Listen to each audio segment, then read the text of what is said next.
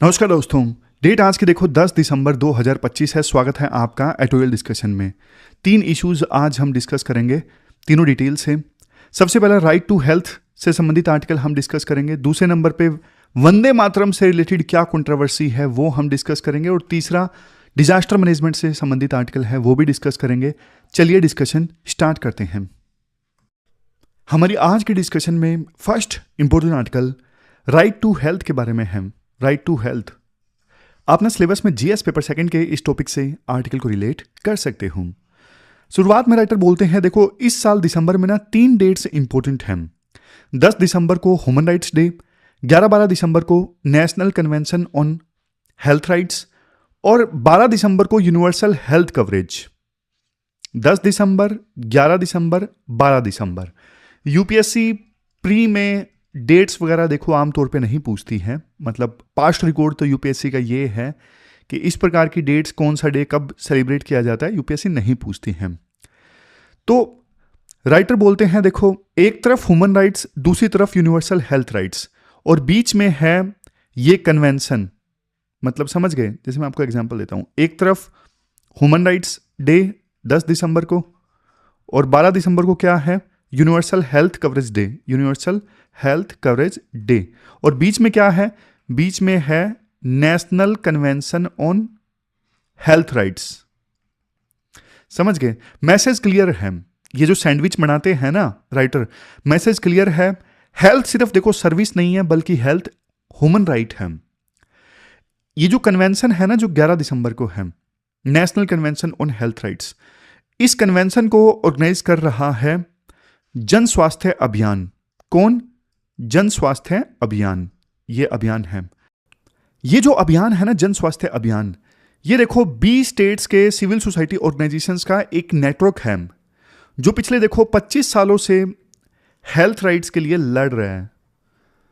जो पिछले 25 सालों से हेल्थ राइट्स के लिए लड़ रहे हैं और इस साल ना इनकी 25वीं एनिवर्सरी है। तो ये जो कन्वेंशन आयोजित की जाएगी ना, national convention on health rights, इस कन्वेंशन में देखो 400 से ज़्यादा एक्सपर्ट्स, डॉक्टर्स और एक्टिविस्ट मिलेंगे। एजेंडा सिंपल है, कोविड-19 की जो महामारी आई थी उससे सबक लेना और इंडिया के हेल्थ सिस्टम में उसी हिसाब से बदलाव लेके आना। कल को कोविड जैसी महामारी आती है तो इंडिया पहले से तैयार रहे। इसके बाद राइटर आते हैं कोर इशू पे जो इस आर्टिकल में है। कोर इशू क्या है? कोर इशू है प्राइवेटाइजेशन की प्रॉब्लम। देखो गवर्नमेंट आजकल ना पीपीपी मॉडल पे बहुत ज्यादा फोकस कर रही है, पब्लिक प्राइवेट पार्टनरशिप। आपको लगेगा ठीक तो है, मतलब प्राइवेट भी हेल्थ सेक्टर में आएगा तो क्या ही दिक्कत है, लेकिन देखो रियलिटी अलग है। आर्टिकल कहता है मेडिकल कॉलेजेस और डिस्ट्रिक्ट हॉस्पिटल्स प्राइवेट प्लेयर्स को ना हैंडओवर किए जा रहे हैं और इससे बहुत सारी जो प्रॉब्लम्स है वो क्रिएट होने वाली हैं। नीति आयोग ने ना एक मॉडल प्रपोज किया था कि डिस्ट्रिक्ट हॉस्पिटल्स को ना प्राइवेट मेडिकल कॉलेज से लिंक कर दिया जाए। डिस्ट्रिक्ट जो हॉस्पिटल्स हैं उनको प्राइवेट मेडिकल कॉलेजेस से लिंक कर दिया जाए। लेकिन इसमें प्रॉब्लम यह है, प्राइवेट प्लेयर का जो मोटिव होता है वो होता है सिर्फ और सिर्फ प्रॉफिट कमाना। अगर देखो सरकारी अस्पताल प्राइवेट हाथ में चला गया तो गरीब आदमी कहां जाएगा, आप बताइए। आर्टिकल कई सारे राज्यों में ना मूवमेंट्स को हाईलाइट करते हैं। आंध्र प्रदेश में, कर्नाटक में, मुंबई में, एमपी में, गुजरात में, वहां पे ना लोग प्रोटेस्ट कर रहे हैं। क्यों प्रोटेस्ट कर रहे हैं? क्योंकि ना पब्लिक हेल्थ सर्विस जो है वो डिसमेंटल हो रही है। पब्लिक हेल्थ सर्विस का जो स्कोप है वो घट रहा है, इसलिए लोग परेशान हो रहे हैं। देखो जब हेल्थ का कॉमर्शलाइजेशन हो जाता है ना तो वो फिर हेल्थ राइट नहीं रहता, वो हेल्थ एक कमोडिटी बन जाता है कि हाँ भाई इसे परचेज कर लिया जाए, वो फिर सर्विस नहीं रह जाता। जबकि हेल्थ तो एक नोबल सर्विस होनी चाहिए। डॉक्टर और टीचर का जो काम है आपको पता है नोबल काम होता है। तो ये पहला प्रॉब्लम राइटर ने बताया कॉमर्शलाइजेशन का। प्राइवेटाइजेशन पे अटैक करते हैं राइटर। फिर दूसरी बात राइटर बोलते हैं अनरेगुलेटेड प्राइवेट सेक्टर। मतलब देखो इंडिया में ना प्राइवेट हेल्थ केयर जो है आपको भी पता है बहुत फल फूल रहा है, बूम कर रहा है। क्यों? क्योंकि फॉरेन इन्वेस्टमेंट बहुत आई है हमारे देश के प्राइवेट हॉस्पिटल्स में। लेकिन क्या कोई अंपायर या रेफरी है जो इन प्राइवेट हॉस्पिटल्स को चेक करे? देखो टेक्निकली कह सकते हैं कि यस अंपायर है, बोलने को बोल सकते हैं 2010 का एक एक्ट है, clinical establishment registration and regulation act 2010, जो प्राइवेट हॉस्पिटल्स की कार्यप्रणाली को रेगुलेट करता है। लेकिन देखो ये जो एक्ट है ना 2010 में बना था ताकि प्राइवेट हॉस्पिटल्स पे लगाम लगाई जा सके, रेट्स स्टैंडर्डाइज हों। बट हेल्थ जो है वो 7वें शेड्यूल में ना स्टेट सब्जेक्ट है। कई स्टेट्स ने इसे लागू ही नहीं किया और कई स्टेट्स ने इसे बहुत वीक तरीके से लागू किया। तो कहने को प्राइवेट हॉस्पिटल्स को रेगुलेट करने के लिए एक्ट है, लेकिन कई सारे राज्यों ने इसे लागू नहीं किया और कई सारे राज्यों ने लागू किया तो बहुत कमजोर तरीके से लागू किया। इसका रिजल्ट क्या निकलता है? रिजल्ट ये निकलता है ओवरचार्जिंग। कोविड के दौरान हम सब ने देखा किस प्रकार से प्राइवेट हॉस्पिटल्स जो हैं बहुत ओवरचार्ज करते हैं, छोटी सी चीज का इतना ज्यादा पैसा लेते हैं। दूसरा, अननेसेसरी प्रोसीजर। स्पेसिफिकली आप सी सेक्शन देख लीजिए, नॉर्मल डिलीवरी हो भी रही हो मदर की तो सी सेक्शन कर देते हैं डॉक्टर्स ताकि इससे पैसा ज्यादा बने। WHO ये कहता है सी सेक्शन रेट जो है सिर्फ 10 से 15% होना चाहिए, 10 से 15%। बट देखो इंडिया के प्राइवेट हॉस्पिटल्स में ये नंबर जो है ना 40 से 50% तक का है। 40 से 50% मदर्स का सी सेक्शन से डिलीवरी होती है। क्यों? क्योंकि सीधी सी बात है, ऑपरेशन से ज्यादा पैसा बनता है। तीसरी प्रॉब्लम राइटर बोलते हैं, पहली ओवरचार्जिंग, दूसरी अननेसेसरी प्रोसीजर्स और तीसरी प्रॉब्लम राइटर बोलते हैं पेशेंट राइट्स का वायलेशन। डेड बॉडी कई बार रिलीज नहीं की जाती। जब तक बिल नहीं पे करोगे डेड बॉडी हम नहीं रिलीज करेंगे। जब तक फॉर्म नहीं भरोगे, जब तक पैसा नहीं दोगे हम भर्ती नहीं करेंगे। तो ये जो कन्वेंशन होगी ना, जिसे जन स्वास्थ्य अभियान ऑर्गेनाइज करेगा, नेशनल कन्वेंशन जो 11 दिसंबर से स्टार्ट होगी, ये कन्वेंशन मांग करेगी कि जो प्राइवेट हॉस्पिटल्स के रेट है ना वो स्टैंडर्डाइज होने चाहिए और जो पेशेंट चार्टर ऑफ राइट्स है, पेशेंट चार्टर ऑफ राइट्स, उसका देखो सख्ती से पालन होना चाहिए। ट्रांसपेरेंसी आनी चाहिए प्राइसिंग में। समझ गए? और देखो अब बात करते हैं पैसों की। देखो यूनियन बजट में ना हेल्थ एलोकेशन कितना है? सिर्फ 2% of budget, 2% of GDP। Annual per capita public spending कितनी है? सिर्फ $25 पर कैपिटा। सरकार सिर्फ $25 स्पेंड करती है हेल्थ पे, लगभग 2000 रुपए पर पर्सन। अगर ग्लोबल स्टैंडर्ड्स के हिसाब से देखें तो ये देखो बहुत ज्यादा कम है। जब देखो सरकार खर्च नहीं करती तो जनता को अपनी जेब से देना पड़ता है। और इंडिया में इसीलिए देखो आउट ऑफ पॉकेट एक्सपेंडिचर अभी भी बहुत हाई है। मतलब कोई इंश्योरेंस वगैरह नहीं है, कोई बीमार हो गया घर में तो जेब खर्ची से पैसा निकाल के हेल्थ पे खर्चा करना पड़ता है। इसे बोलते हैं आउट ऑफ पॉकेट एक्सपेंडिचर। हर साल लाखों करोड़ों लोग गरीबी रेखा से नीचे चले जाते हैं सिर्फ और सिर्फ मेडिकल बिल्स की वजह से, सिर्फ और सिर्फ मेडिकल बिल्स की वजह से। सरकार देखो वैसे आजकल इंश्योरेंस स्कीम्स पे फोकस कर तो रही है, जैसे आयुष्मान भारत स्कीम है, लेकिन आर्टिकल ये बोलता है कि इंश्योरेंस स्कीम्स में ना गैप है, क्लेम्स अलग है, रियलिटी अलग है। हमें देखो इंश्योरेंस मॉडल से शिफ्ट होके एश्योरेंस मॉडल बनाना होगा। ये बढ़िया लाइन है। हमें इंश्योरेंस मॉडल से शिफ्ट होके एश्योरेंस मॉडल बनाना होगा। आप बोलोगे सर एश्योरेंस मॉडल मतलब स्ट्रॉन्ग पब्लिक हॉस्पिटल्स। पैसा प्राइवेट इंश्योरेंस कंपनीज को देने के बजाय सरकारी इंफ्रास्ट्रक्चर स्ट्रॉन्ग करने में लगाना चाहिए ताकि लोगों को सरकारी हॉस्पिटल्स में फ्री में बढ़िया इलाज मिल सके। फिर इसके बाद राइटर बोलते हैं देखो कोविड-19 में ना हमने थाली बजाई थी डॉक्टर्स और नर्सिस के लिए, याद है आपको? सबको याद है, सबने बजाई थी। लेकिन आर्टिकल कहता है देखो थाली से पेट नहीं भरता है। फ्रंटलाइन वर्कर्स जैसे नर्सिस हैं, पैरामेडिक्स हैं, आशा वर्कर्स हैं, आंगनवाड़ी वर्कर्स हैं, इन्हें देखो आज भी हम ना वॉलंटियर बोलते हैं, इन्हें एम्प्लॉय नहीं बोलते हैं हेल्थ सेक्टर में। इसलिए वॉलंटियर बोला जाता है तो इसलिए इन्हें काफ़ी लो वेजेस दिए जाते हैं। कोई सोशल सिक्योरिटी इन्हें नहीं मिलती, सोशल सिक्योरिटी जैसे पेंशन वगैरह और PF वगैरह इनका नहीं कटता। इनके लिए वर्किंग कंडीशंस काफ़ी ज़्यादा खराब होती है।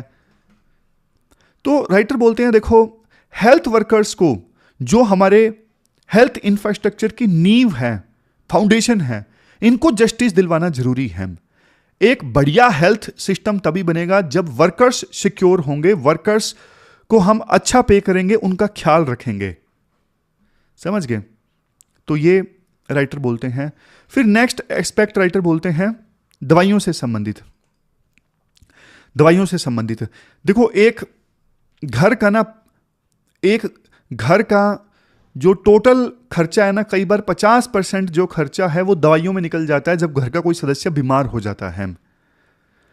तो राइटर बोलते हैं देखो, आज भी 80% मेडिसिन ऐसी हैं जिन पर सरकार का कोई कंट्रोल नहीं है। 80% मेडिसिन इंडिया में ऐसी हैं जिन पर प्राइस का कोई कंट्रोल नहीं है। ऐसी दवाइयां बेची जा रही हैं जो साइंटिफिकली जरूरी नहीं है, बस प्रॉफिट के लिए मिक्स हो गई हैं। और मेडिसिन पे देखो जीएसटी भी लगता है, जीएसटी नहीं लगना चाहिए।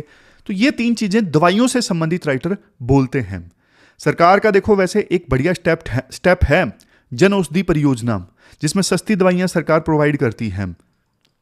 लेकिन देखो सप्लाई चेन इश्यूज हैं, तो कन्वेंशन ये डिमांड करेगा कि पब्लिक सेक्टर यूनिट्स को फिर से रिवाइव किया जाए। पब्लिक सेक्टर यूनिट्स दवाइयां बनाएं, वो सस्ती दवाइयां बनाएंगी और फिर वो सस्ती दवाइयां पेशेंट्स को देंगी। तो इससे पेशेंट्स के ऊपर जो बर्डन है काफ़ी ज़्यादा कम होगा। हालांकि देखो यहाँ पे और भी पॉइंट्स आते हैं कि जो प्राइवेट सेक्टर जो है वो एफिशिएंसी लेके आता है मार्केट में, वो रिसर्च पे बढ़िया फोकस करता है क्योंकि उनका प्रॉफिट मोटिव होता है।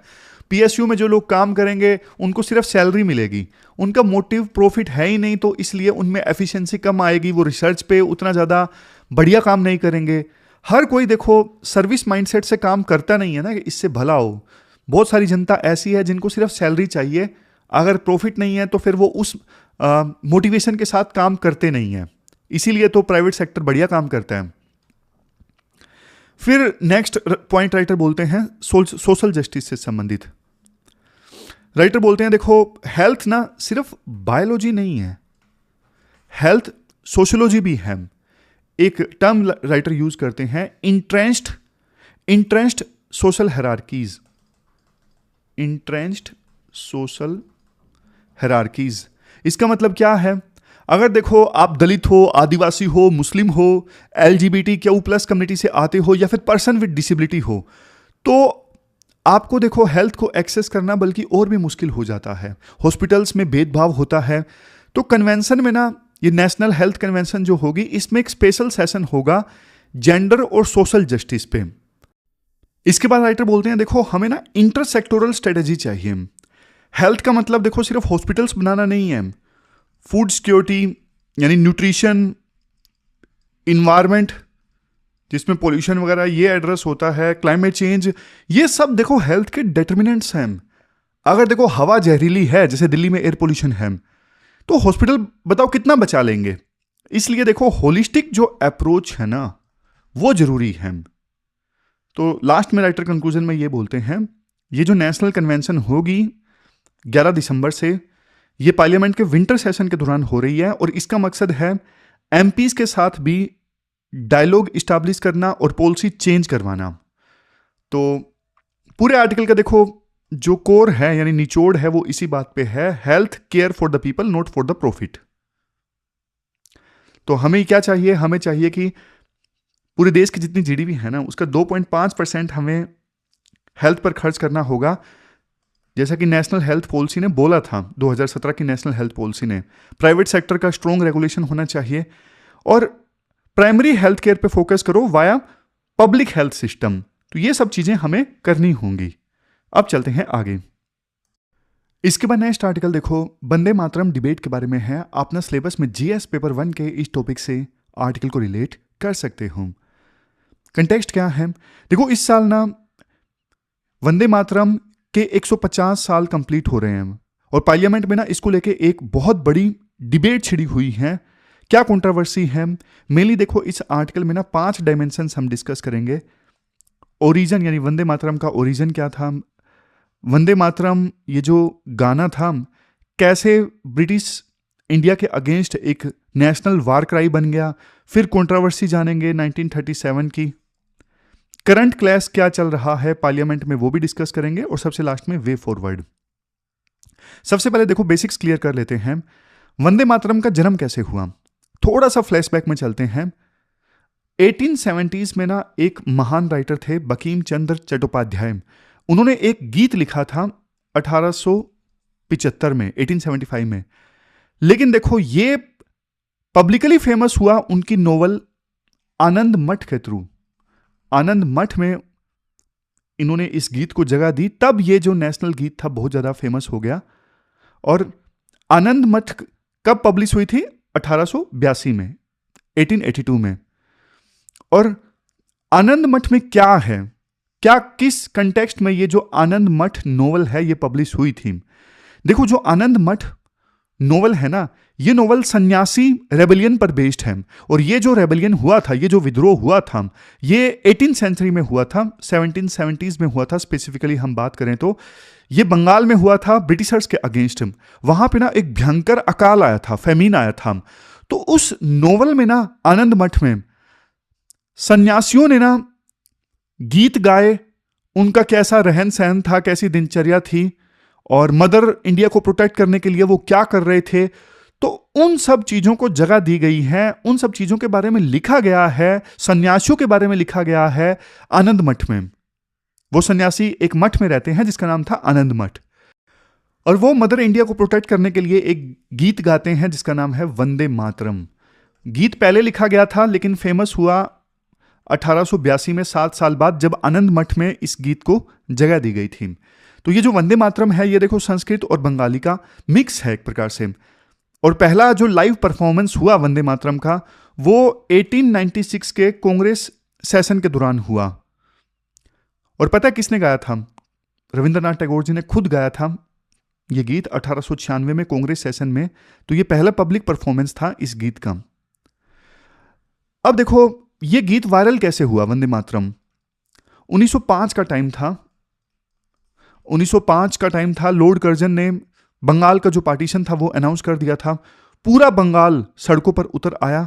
और उस वक्त देखो वंदे मातरम सिर्फ एक गाना नहीं था, ये रेसिस्टेंस का एक नारा बन गया था।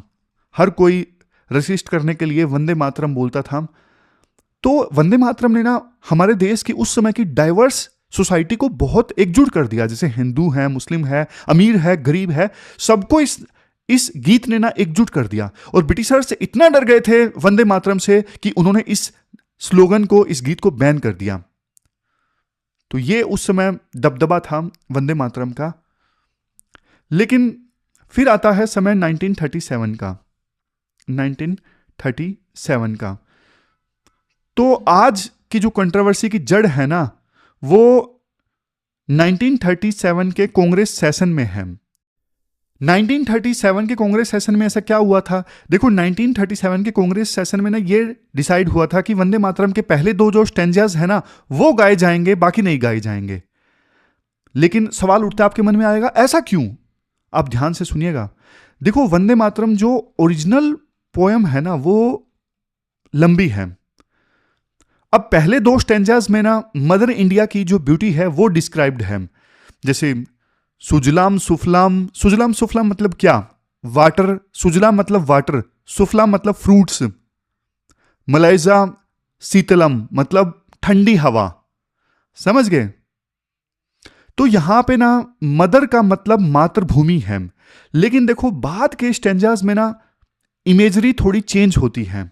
वंदे मातरम अगर आप पूरा पढ़ोगे ना, 2 स्टेंजास के बाद में जो इमेजरी है, जो लाइंस हैं, वो चेंज होती हैं। वहां पे मदरलैंड को ना हिंदू गोडेस के साथ में, मतलब दुर्गा लक्ष्मी से कंपेयर किया गया है। फॉर एग्जाम्पल लाइंस क्या है? तवम ही दुर्गा दशा प्रहारना धारिणी, मतलब ऐसी लाइंस हैं। तो देखो राइटर ये बोलते हैं कन्फ्लिक्ट ये था 1937 में कि इंडिया एक डाइवर्स कंट्री है।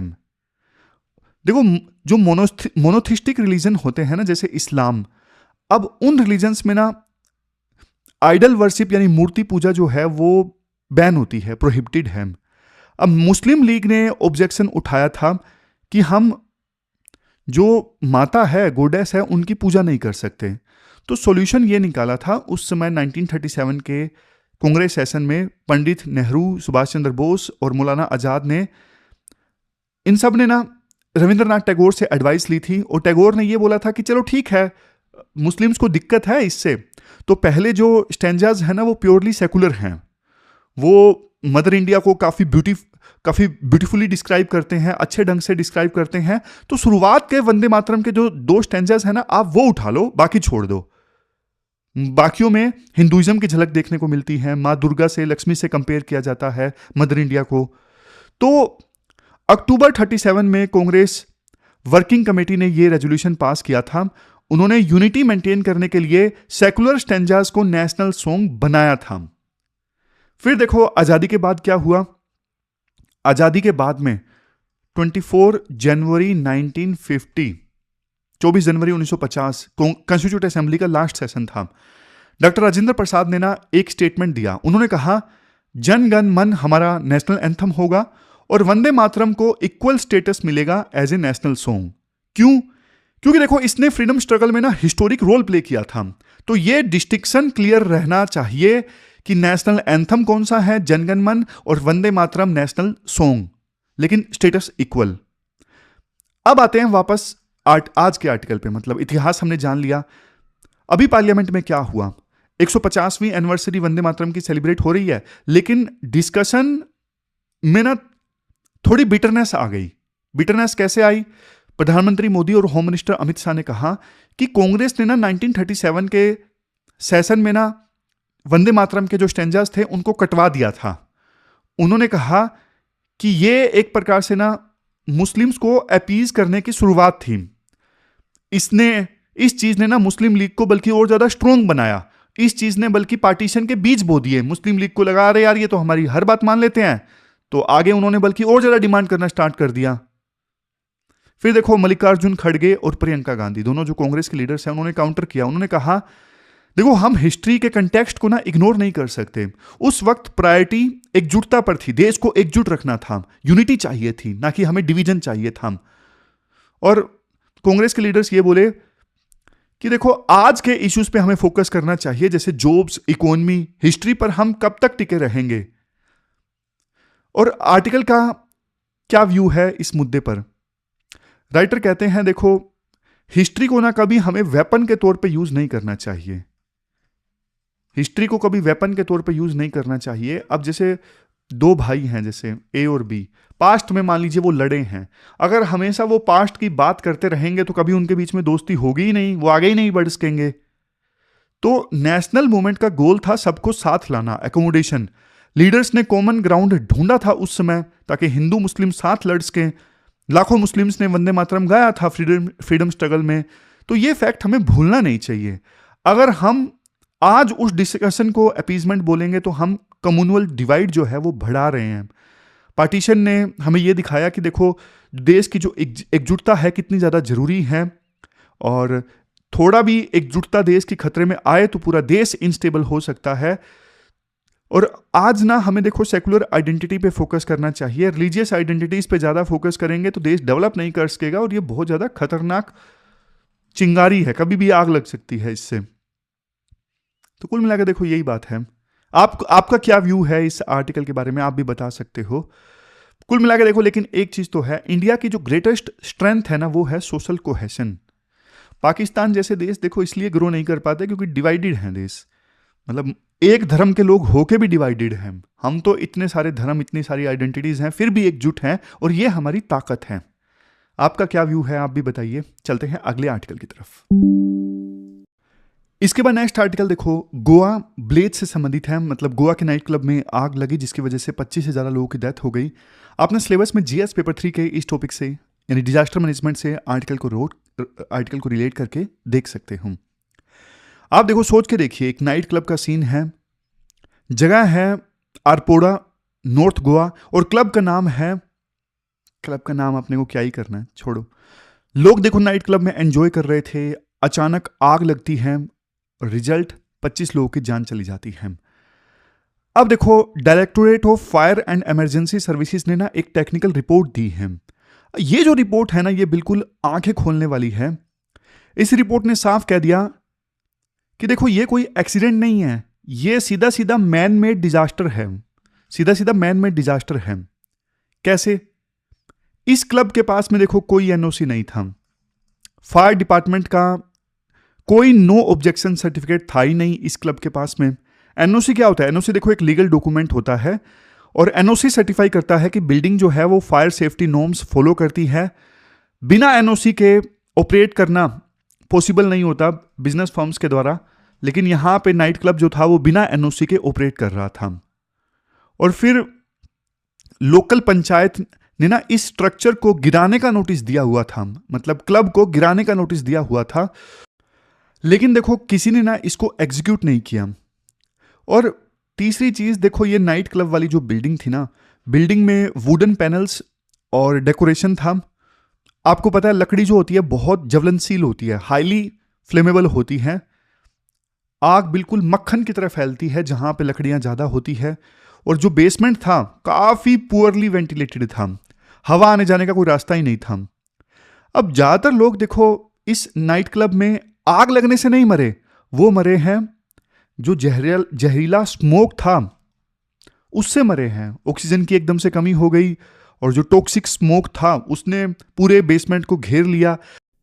क्योंकि देखो वहां पे ना वेंटिलेशन नहीं था, वेंटिलेशन नहीं होता तो फिर आपको पता है कार्बन मोनोऑक्साइड बनता है, और ये जो गैस है ना ये साइलेंट किलर होती है। लोग बेहोश हो जाते हैं और फिर आग की चपेट में आ जाते हैं। इस प्रकार से ये हादसे होते हैं। देखो राइटर बोलते हैं हिस्ट्री ना अपने आप को रिपीट करती है, लेकिन हम उससे सीख नहीं रहे हैं। गोवा में जो घटना हुई ये एक्सेप्शन नहीं है। इंडिया में एक पैटर्न आप देखोगे, जैसे तमिलनाडु में एक जगह है विरुद्धनगर, फेमस है विरुद्धनगर। यहां पे पटाखों की फैक्ट्रीज बहुत ज्यादा हैं, तो यहां पे पटाखों की फैक्ट्री में काफी बार एक्सप्लोजन होता है। कोलकाता में स्टीफन कोर्ट फायर का हादसा हुआ, पुरानी जो बिल्डिंग थी वहां पे। आंध्र प्रदेश के कुरनूल में हाल ही में स्लीपर बस में फायर लगी थी। एक जोधपुर में, राजस्थान में भी घटना सामने आई थी। हॉस्पिटल्स में कोविड के टाइम पर काफी सारे आईसीयूज में फायर लगने की घटना सामने आई थी। और देखो दिल्ली में तो ना 1997 की एक फेमस फायर ट्रेजेडी है, उपहार सिनेमा ट्रेजेडी। दिल्ली में मूवी चल रही थी उस समय, उपहार सिनेमा में बॉर्डर आग लगी और 60 के आसपास लोग मारे गए थे। वहां भी देखो यही इशू था। जो एग्जिट ब्लॉक थे ना, एग्जिट वाला रास्ता था ना वो ब्लॉक्ड था, लोगों को ना भागने का एकदम से रास्ता नहीं मिला। आज देखो 2025 में हम खड़े हैं, आज भी इन चीजों पे ध्यान नहीं दिया जा रहा है। इस पूरे पैटर्न की ना एक ही थीम है, रेगुलेटरी जो इन्फोर्समेंट है ना वो वीक है। बिल्डिंग्स बन जाती हैं बिना एनओसी के, कोई देखता ही नहीं कि हाँ एग्जिट का रास्ता ब्लॉक है। अच्छे से हम रेगुलेशंस को इन्फोर्स नहीं करवा पा रहे हैं। रूल्स हैं लेकिन उन्हें लागू करवाने वाला कोई नहीं है। और देखो अगर हम थोड़ा सा डीपली एनालाइज करें ना, प्रॉब्लम ये नहीं है कि लॉस की कमी है। हमारे देश में नेशनल बिल्डिंग कोड 2016 है, नेशनल बिल्डिंग कोड 2016 अच्छी कोड है। हर स्टेट का अपना अलग से फायर सर्विस एक्ट है, लेकिन प्रॉब्लम जैसे हमने बताया इंप्लीमेंटेशन गैप।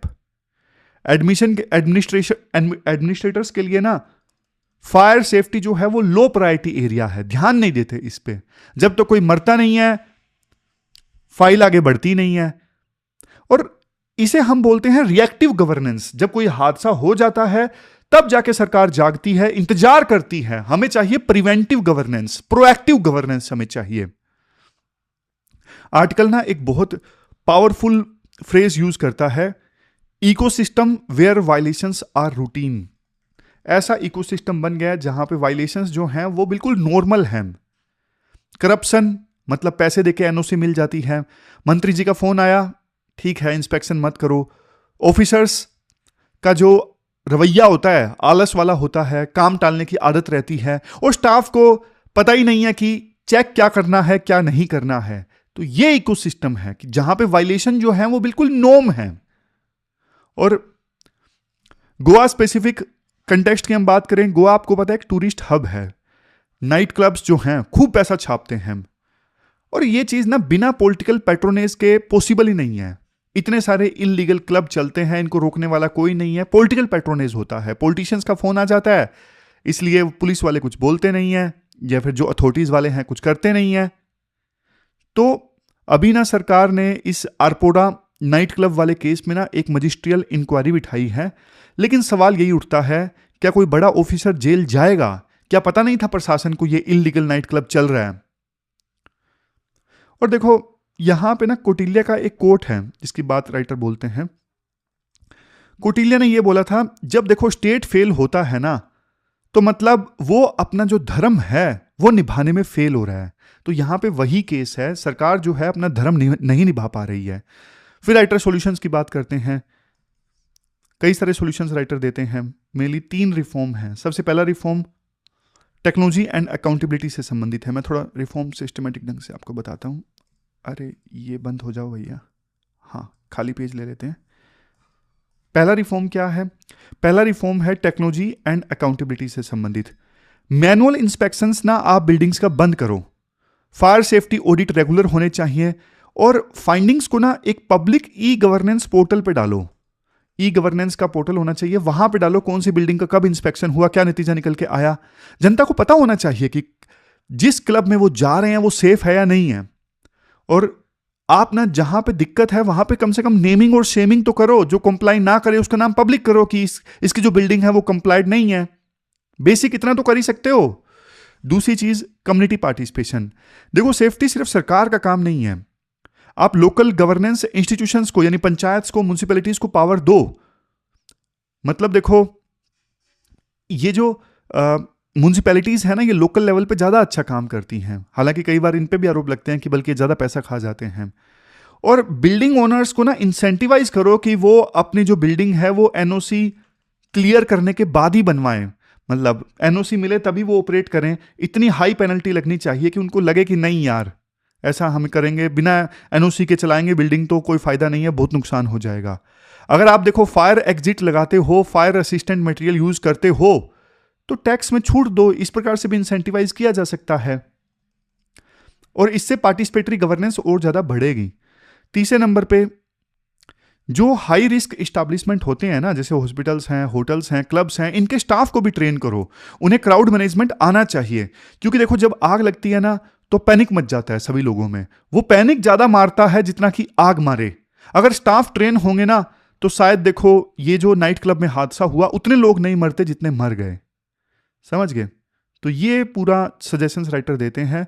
कंक्लूजन में राइटर बोलते हैं, देखो हमें ना एक फंडामेंटल शिफ्ट चाहिए। वो फंडामेंटल शिफ्ट जानते हो क्या है? फंडामेंटल शिफ्ट है हमें ना ये चलता है एटीट्यूड को मारना पड़ेगा। चलता है, जब तक देखो ऑफिसर्स को डर नहीं होगा ना कि अगर आग लगी तो मेरी नौकरी जाएगी, तब तक देखो कुछ नहीं बदलेगा। तो ये पूरा आर्टिकल हमने डिस्कस किया। लास्ट में क्वेश्चन देख लीजिए जो आपको अटेम्प्ट करना है। ये वंदे मातरम से रिलेटेड क्वेश्चन आपको अटेम्प्ट करना है। 250 वर्ड्स में इस क्वेश्चन का आंसर देना है और 15 मार्क्स का ये क्वेश्चन होगा। तो ये थी हमारी आज की डिस्कशन। कल मिलते हैं फिर से एक नई डिस्कशन के साथ। तब तक आप अपना ख्याल रखिए, अच्छे से पढ़िए। Thank you very much for discussion.